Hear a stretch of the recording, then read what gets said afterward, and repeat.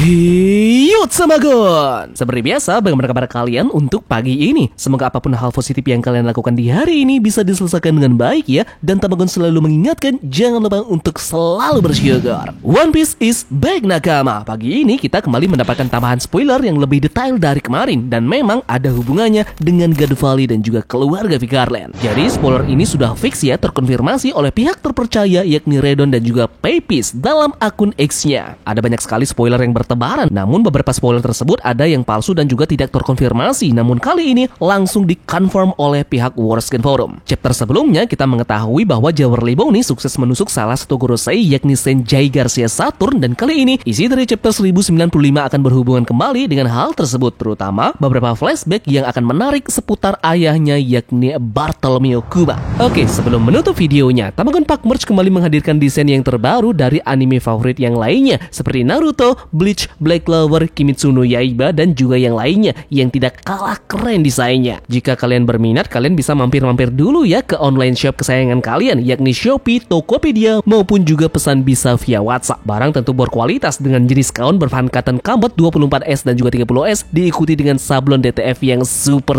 premium. Jika kalian beli banyak barang akan mendapatkan gantungan kunci, dan promo di bulan ini masih berlanjut dengan desain baju Roger yang akan mendapatkan bundling lanyard jika kalian membelinya. Jadi kita sudah memperbaharui banyak desain sesuai dengan request kalian. Jadi silahkan pilih-pilih dulu ya. Dan jika ada yang kecantol, langsung saja check out barangnya. Jika sudah, terima kasih banyak dan bersiaplah nakama. Tarik jangkar dan mari kita berlayar.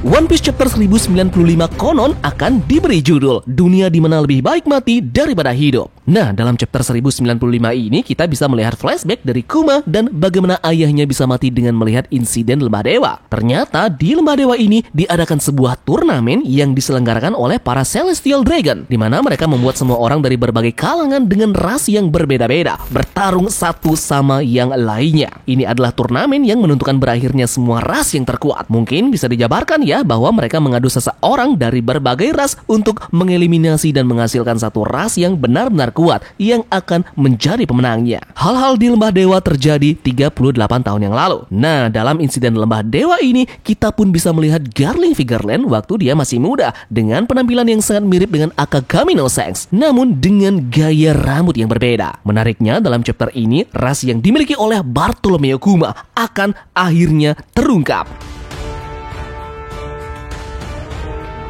Dan seperti biasa, informasi tambahan yakni One Piece di minggu depan akan istirahat alias manga One Piece chapter 1096 akan libur. Nah, seperti biasa, Tamagon akan memberikan pendapat terkait dengan isi One Piece Chapter 1095 dengan bocoran yang baru saja rilis ini. Dimulai dengan hal yang cukup mengagetkan, yakni ternyata sebenarnya insiden Lembah Dewa adalah sebuah turnamen yang diselenggarakan oleh para kaum naga langit. Ini dimaksudkan untuk mengadu beberapa orang dengan ras yang berbeda yang tujuannya untuk mengeliminasi dan melihat ras yang paling kuat yang akan menjadi pemenangnya. Salah satu ras tersebut yang kemungkinan besar menang adalah ras dari Kuma. Maka dari itulah dia hidup sampai saat ini dan akan terhubung dengan mengapa tubuh dari Bartolomeo Kuma dipilih untuk menjadi bahan uji coba proyek-proyek dari pemerintahan dunia. Kita masih belum tahu kenapa ras dari Bartolomeo Kuma ini disebut sebagai ras yang spesial daripada ras yang lainnya. Apa mungkin kata spesial di sini merujuk kepada ras tersebut memenangkan turnamen dari insiden Lembah Dewa ini? Bisa dikatakan ras ini spesial karena ras ini yang terkuat daripada ras yang lainnya saat turnamen terjadi.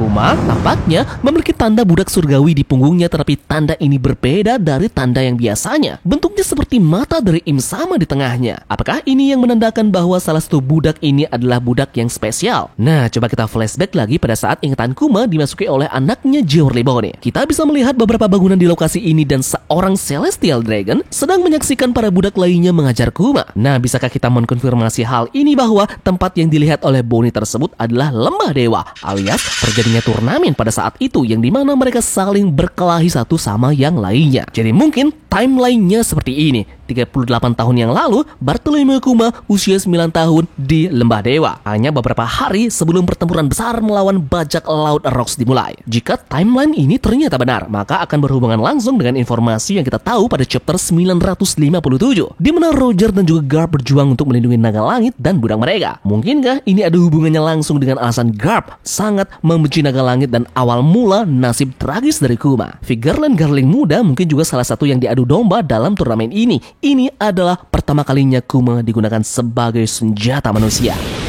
Nah, bagi kalian yang belum tahu, desain untuk Bartolomeo Kuma muda didasarkan pada kisah Ninomiya Sontoku. Sontoku adalah seorang anak laki-laki yang kehilangan orang tuanya, tetapi membangun kembali keluarganya pada usia 20 tahun dan kemudian membangun kembali tidak kurang lebih dari 600 desa. Hal ini tentu saja berhubungan langsung dengan kelahiran putrinya Kuma, yakni Bonnie, dan pembentukan kerajaannya sendiri, yakni Kerajaan Sorbet. Melalui tahap hidupnya ini dari usia sekitar 10-20 tahun, Kuma tersirat telah menjalani kehidupan seorang gelandangan sebelum menemukan cara untuk mencapai semua yang telah ia lakukan. Nah, kemungkinan besar pada saat inilah Kuma pertama kali bertemu dengan sosok Monkey D. Dragon muda. Kuma dan Dragon diduga bertemu ketika mereka masih remaja, dan ini adalah awal dari kelompok yang dikenal sebagai pejuang kemerdekaan. Dan baru pada insiden Ohara 22 tahun yang lalu, kelompok ini pun berkembang menjadi tentara revolusioner.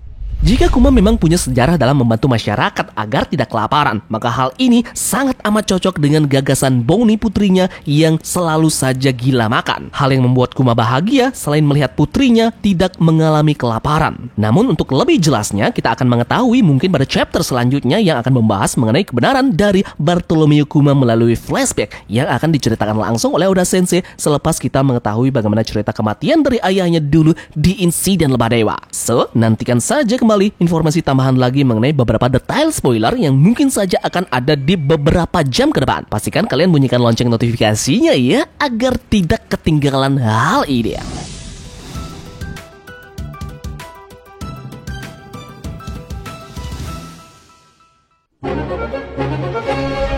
Seperti biasa, jika kita membahas tentang spoiler terbaru One Piece, kali ini Tamagon juga sudah siapkan beberapa informasi unik dan juga menarik terkait berita One Piece yang sudah beredar seminggu belakangan ini. Oke, mengenai chapter 1094 kemarin, lingkaran magis Saint Saturn mengingatkan Tamagon pada wawancara audio Oda Sensei tentang film Red. Oda mengatakan, konsep seperti Raja Iblis atau Tot Mushika memang ada dalam manga One Piece juga. Namun, aku belum memutuskan bagaimana cara menggambarnya. One Piece makin gelap dengan tokoh-tokoh top pemerintahan dunia seperti Gorosei, Im-sama yang memiliki aura neraka. Mereka menyembunyikan rahasia besar di masa lalu. Saat Luffy dan kru menggali lebih dalam, mereka menjadi semakin putus asa untuk mempertahankan kembali era ini.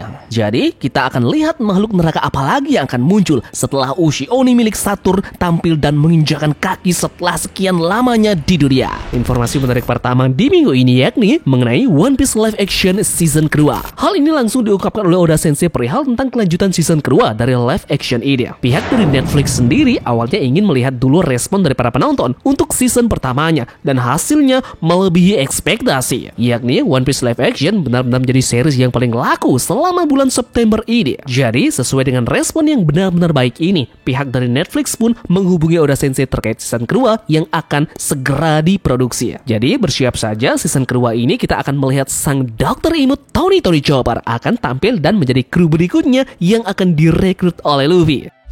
Nah, ngomong-ngomong soal Chopper, aktris muda terkenal Kana Hashimoto memberitahu di sebuah acara kalau dia bertemu dengan Eiichiro Oda di beberapa hari yang lalu. Nah, Kana bilang, aku memiliki kesempatan bertemu dengan Oda Sensei beberapa hari yang lalu, dan dia bercanda bertanya pada aku, apa kau mau memerankan Chopper di live action nanti? Aku langsung jawab, tidak. Nah, by the way, Kana Hashimoto ini adalah aktris yang punya banyak fans di Indonesia, dikenal sebagai penyuka banyak manga, termasuk manga One Piece. Jadi untuk saat ini masih belum bisa dipastikan ya siapa yang nanti akan mengambil peran dalam karakter Chopper.